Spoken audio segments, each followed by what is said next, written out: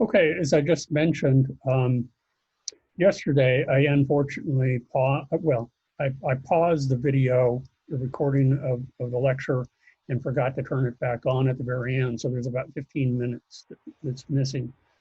So I need to cover patterns again and simply put together um, the last part of the first section of the assignment. So what I want to do is I want to go ahead and look at part one, and this is where we ended yesterday. So now I need to turn on some of the elements. Okay, to do that, it's very simple. The extras, if you turn those back on, that brings up a whole slew of things. We need to take the back end of the glow of this little jellyfish and put it back there so we're in good shape. And we need to move these elements over that we blended, get them into position. It doesn't have to be perfect. It's really not the purpose of the assignment. And then the last thing is to turn on the type, and then you're done. So what I also wanted to cover, though, with regard to the blend tool is, let me go ahead and I'm going to simply add a brand new artboard and show you. And some of you may have missed this before, but there are various ways of blending. You can blend paths and you can blend strokes. They can be smooth blends or they can be in steps. Yesterday, we blended the paths to get a nice smooth blend. This could also be done in steps. And we also blended in incremental steps these little dot patterns in the back here. Now, those were the same type shape, but they don't have to be the same shape. They can be different shapes. And it's an interesting way of morphing. So for example, if I start with a rectangle, like so, I'm gonna go ahead and fill it with a color, like red. And I'm gonna go ahead and make a circle or an ellipse, whichever matter. And I'm going to fill it with green. Okay. Now what I want to do is I want to blend the two of them. Now you might want to notice yesterday when it failed because I was not selecting like points. The same could be true here if you're not careful. So what I'm going to do now is select the blend tool. I'm going to blend from here to the top. And I get a nice, by default, very smooth blend. Not only does it blend the shapes, but it blends the colors as well. You get a nice red, and then you get sort of a greenish brown in the middle here, which is what you would, if you were painting and you were mixing the colors on a palette, that's what you would get. So that's kind of cool. What you can also do is if I double click on the blend tool, and instead of smooth steps, I use specified steps. And I'm just going to, instead of the default 235, I'm going to select 3 and select preview. And so now you can see mathematically what shapes would look like if a rectangle and ellipse were blended together. Not only that, I think you get a clearer indication of what the colors would look like too if they were blended. And as you can see, if you isolate the middle, it is sort of a greenish brown. And on the left side, it's a reddish brownish color. And that's what you get if you would mix the pigments together. And likewise with the jellyfish little dots there, if we were to select the convert anchor point tool and move over the middle here, these are connected to that path. Likewise, if you wanted to make this change permanent, you can always expand the selection, and when it does that, it creates a group of these, but they're no longer connected to this path. it's no longer a blend.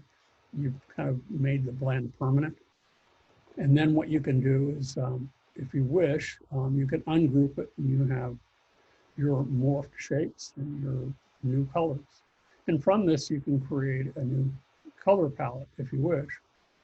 But that's simply when you select the object, you go up here and you select expand.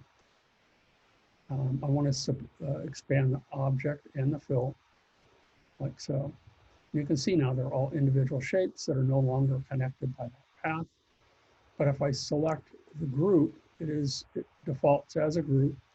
And then I would, if I wanted to leave it as a group, I could, or I could go back to object and I could select ungroup or shift command G. So now they're all individual shapes, individual colors. So that's an option. Okay. The other thing, we're going to go ahead and I have to cover the pattern fill again. So in order to apply a pattern, there's a library of patterns. There's also a couple of patterns that come with every file. If you look in the swatches panel, there are a couple in here. One in here that we're going to use is this pompadour. In order to apply the fill, the pattern fill, what I want to do in this instance is that I don't want to remove the solid background, but I want to add to it the pattern. And this is true not only for patterns, but if you want to combine or add multiple fills or strokes to a shape, you can do that. But in order to do that, you need the appearance panel to be visible.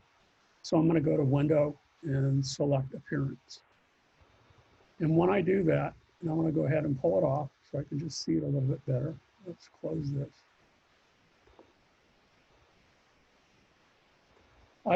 It gives me all of its attributes. So let me go back to the default settings here, and I'm going to make this 100% so you can see what that color looked like originally. So this is what we had. I'm going back to yesterday. So you can see it says there's no selection, but if I select, you can see that I have a path selected. I have a single stroke of 1 point. I also have default opacity for that stroke, and I have a single fill. Now, if I want to add a fill to it, and that's what we're going to do in this lesson, is we're going to add a pattern. It's going to be layered on top of that tan color. So to do that, you make sure that you select or target the fill itself. And I'm going to add or duplicate the layer. And so now I have two fills that are identical at the moment. I can click here. And now I'm going to go ahead and I'm going to add that pattern to it.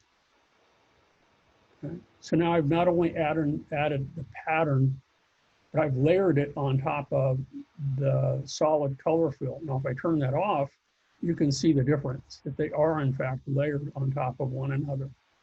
Big difference. You can add as many layers as you wish to a shape. And that applies to both the path and the fill. But you need the appearance panel to do that. It really works best if you do that.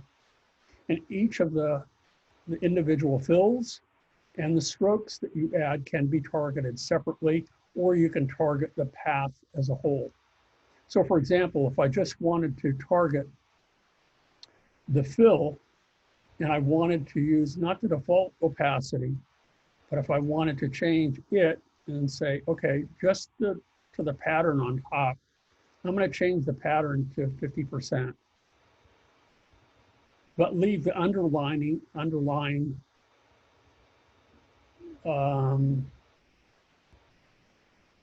color, solid color, solid. I could do that. So that's one look that we could have. I could also come back in here and notice the difference. I could target the entire path.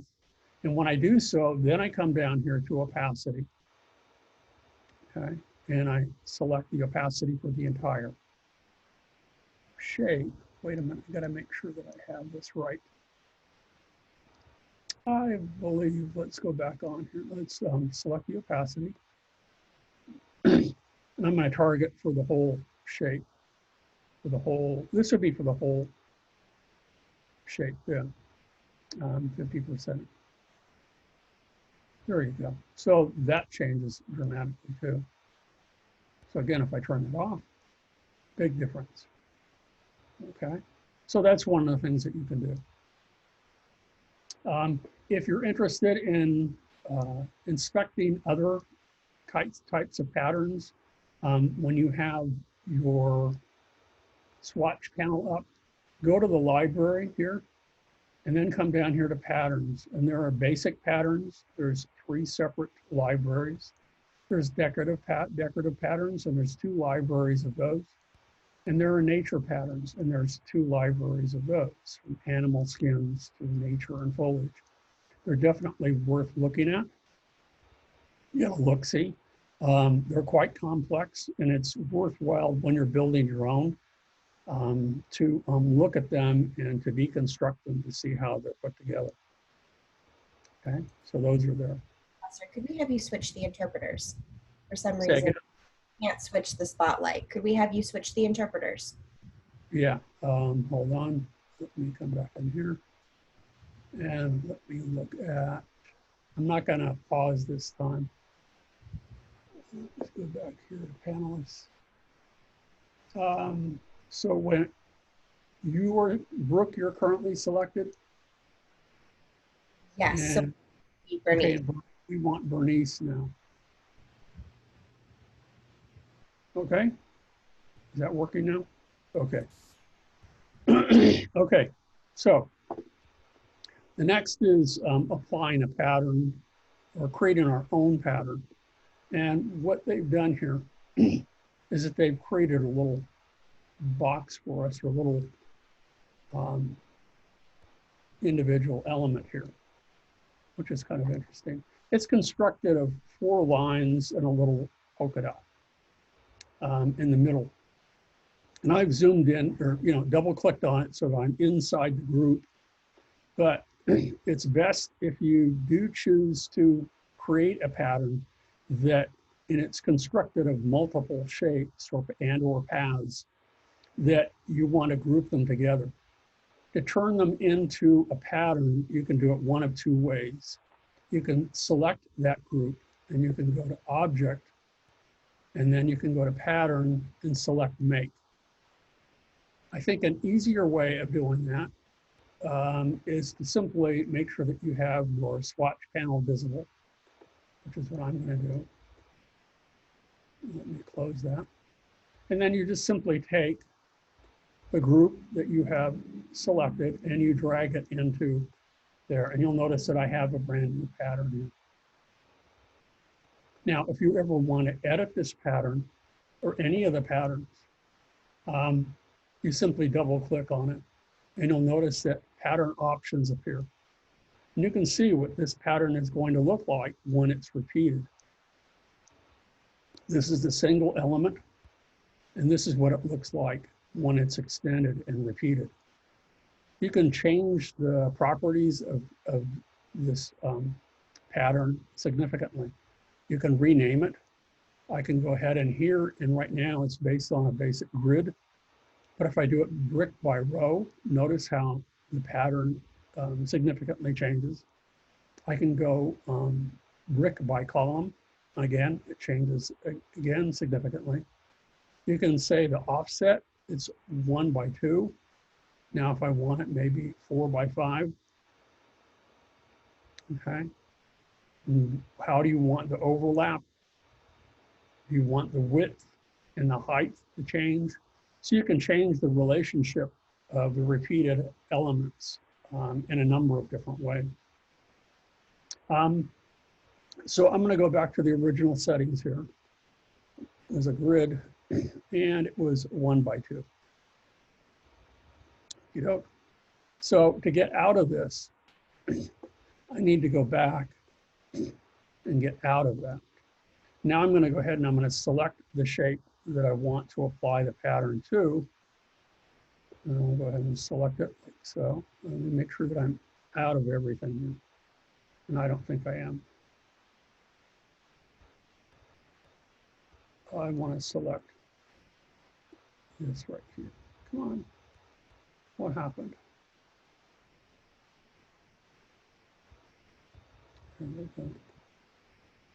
No.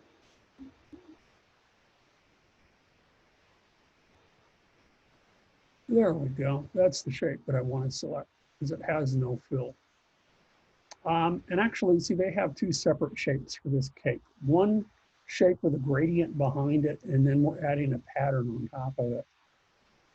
Again, this would be a good case for applying multiple fills to the same shape. You could apply this gradient as well as a solid fill and a pattern to it. So you could actually have 3 fills. So I'm going to go ahead and add the fill. And there it is. Now, if we look at this a little bit more carefully, notice on the edges how the dot pattern touches, but it doesn't touch over here. And I want to realign that. Well, what I need to do is I need to edit the fill. And sometimes this is something that you have to play with. So I'm going to double click to go inside it. Actually, no, I'm not. I'm going to create a separate one instead. And I think that will be a better solution. So I'm going to go ahead and let's go back up to our shape over here, our group.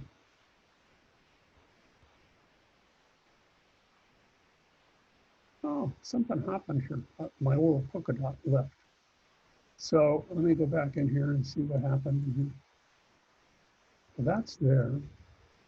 So what happened to our polka dot?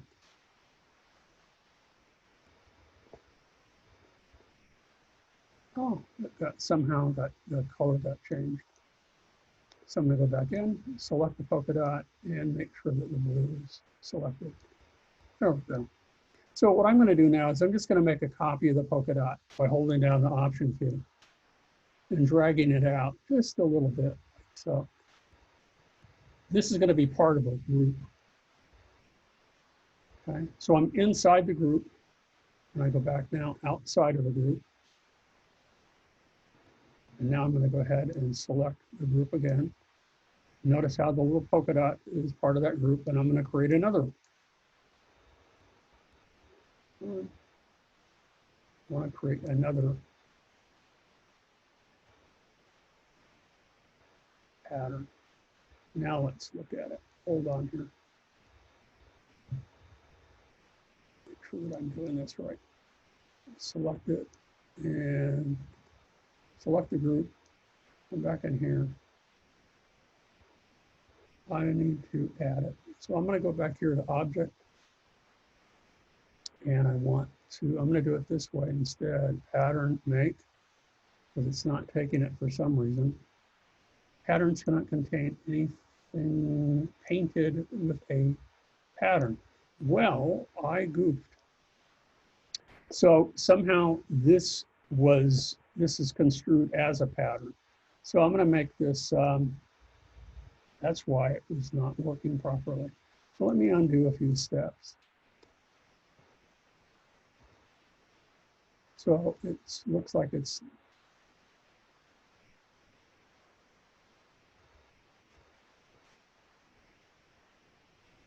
there we go. So yeah, patterns cannot contain patterns, if that makes any sense. So let me go ahead and select again. I'm going to use this time so that I don't get lost in the forest here. I'm going to select this and I'm going to make a copy of it and drag it out just a little bit. And now I'm going to go ahead and make this my pattern. There we go. So now let's go back in here. Let's select this edge. Let's add this pattern, new one that I just created. And notice how the fill aligns much better. You don't get that weird offset that we had before just by adding that little dot to the edge. It realigns the pattern within the shape. Now, something else that I discussed yesterday too is that if you want to change the scale of a pattern contained within a shape, or if you want to rotate it, for example, it's very easy to do that. What you can do is make sure that you select the shape, and then, for example, if I want to change the scale, or if I want to change the rotation, I double click on the tool. And now what I look at says, by default, I scale strokes and effects, and the same with objects. Well, I don't want to scale them. I only want to scale the pattern. And notice with the preview turned on, at 50%, notice how many more polka dots I have. If I go back again and I change it to 25%, notice how the pattern gets even smaller.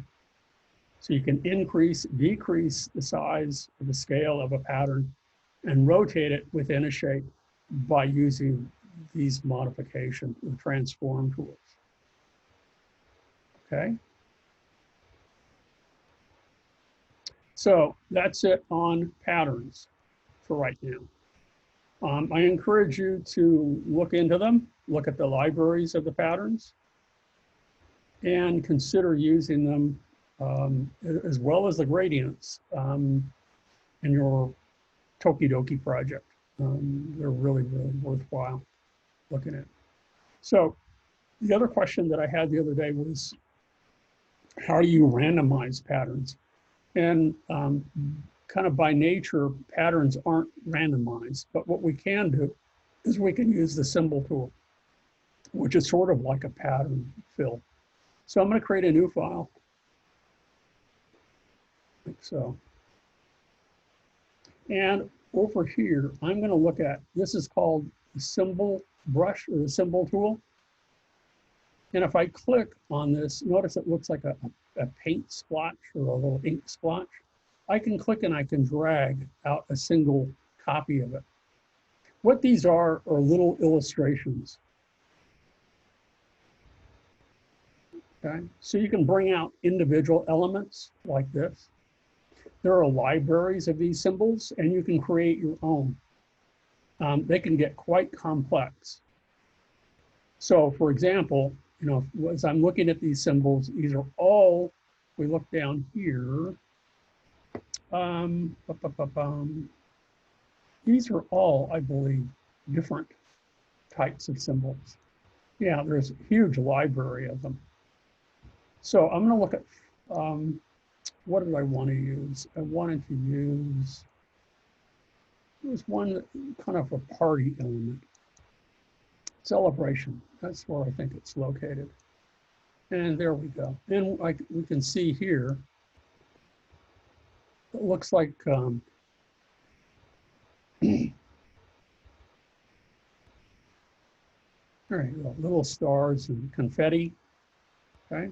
So that's an individual element, but what if I wanted to use this as a pattern and spray it throughout my illustration, okay? Well, that's where this tool comes in, the little symbol sprayer tool. And I'm gonna pull this off because there are all of these modification features contained within the sprayer. And this gives you the circle, the outline circle gives you an idea of the size of the brush. If you hit the right bracket key to the right of your P key, it will enlarge or expand the size of the brush. If you hit the left bracket key, it will reduce the size of the brush.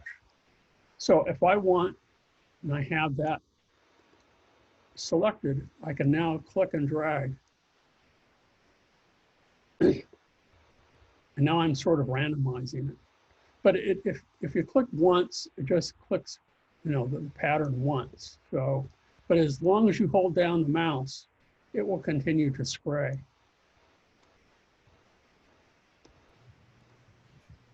When you get a chance, you switch the interpreters. What's that? I need to switch again? Okay. So it's Brooke's turn now. Okay, ready? Okay, so I'm gonna go ahead and I'm gonna spray like so. And that's sort of randomizing it, but really not the way I like. So there are these other tools in here that allow me to affect it. This one allows me to shift it a little bit. So this is the shifter. And again, depending on the size of the breast, it will affect it. So if I wanted to move this over just a little bit, I want to so it's randomized, but not entirely random. This allows me to shift, make subtle little shifts in the placement of it. This one here allows me to scrunch. So what that does is that wherever I place this, let me go ahead and make this a little bit larger. It will bring them closer together. Make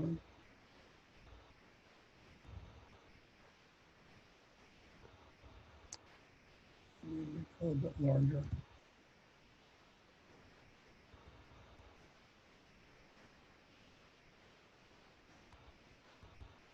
Let me hold down the Option key.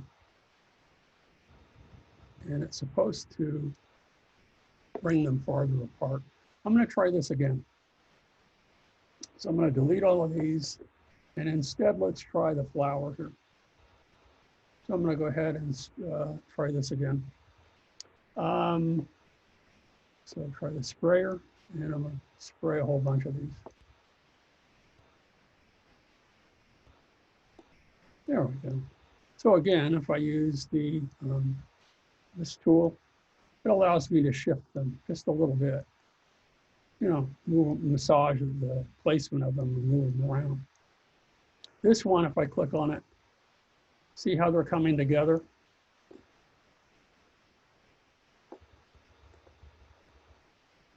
By just clicking and holding the mouse down. And if you hold down the Option key and you click, and you continue to hold the mouse down, it's pushing them apart. There you go. So now it's working just fine. So that's what that one does. This one is a sizer tool. So if I wanted some a little bit larger than others, if I click here, you notice that it affects all of the flowers within that range of the brush size. So if I just wanted this one larger,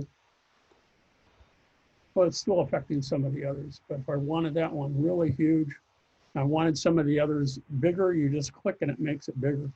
If you want it smaller, I can come down and I can hold down the Option key. Now it's shrinking the size of them. So that's how you get variation in size as well. Size, placement, so on. This one allows you to spin or rotate. And really, you're really not going to see much in the way of this particular shape because it's somewhat symmetrical. This one here allows you to stain it with a color. So for example, if I had a fill color of, let's try green here. Now if I click in here, see how it's staining some of these? That's kind of cool. So again, I'm creating randomizing these shapes. This one is a screener, so this makes it somewhat transparent. So if I click here, see how those are a little bit more transparent. And likewise, if you want them to become more opaque, you hold down the Option key and you click. Notice how that changes. So if you want to use the shapes individually from your symbol library, you simply click and drag into here. And if you want to create your own symbol, oops, I didn't want to do that, your own symbol, you just simply make a little illustration, and it can include gradients and all sorts of things. And then click and drag and bring it into the symbol library. There's another one that I want to take a look at here. I want to go ahead and select all of those and delete. Because some of these get really, really intricate and are quite beautiful. I think they're the one that I was interested in, oh, the sushi one. Yeah, these are really, really beautiful. And these have been in here forever. So they're little illustrations is what they are. And they can include gradients. Um, can they include patterns? I'm not sure. I don't know. But they're useful in that if you plan on using elements repeatedly in your illustrations, you know, if you're designing a menu for a sushi restaurant or whatever, then these would be very helpful so that you don't have to repeat them again and again and remake them. Likewise, they're useful if you want to create your own, if the company has logos or elements that they use repeatedly in their brochures and their stationery documentation, you know, you don't want to have to look for repeatedly, then they could be used as symbols. And you could, you know, create your own library of symbols if you wish. So, you know, I thought these would be worthwhile taking a look at. And as you'll see later on, I think it's probably next week when we do the exercise. It's so, you know, you can add little grass and leaves and all sorts of things to, it's a form of kind of randomizing thing. So that's what I want to show you. Are there any other questions that you guys have? Because really this is probably it for today. So today will be in the short end. What do I have here?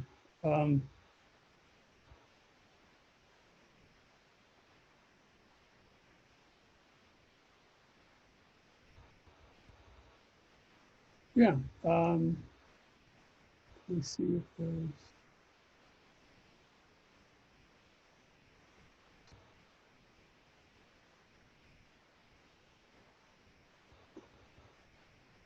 no, I think, yeah, I am going to go ahead and I'm going to pause the video now because there isn't anything new that I have. So let's go back here. I'm going to go ahead and pause the video.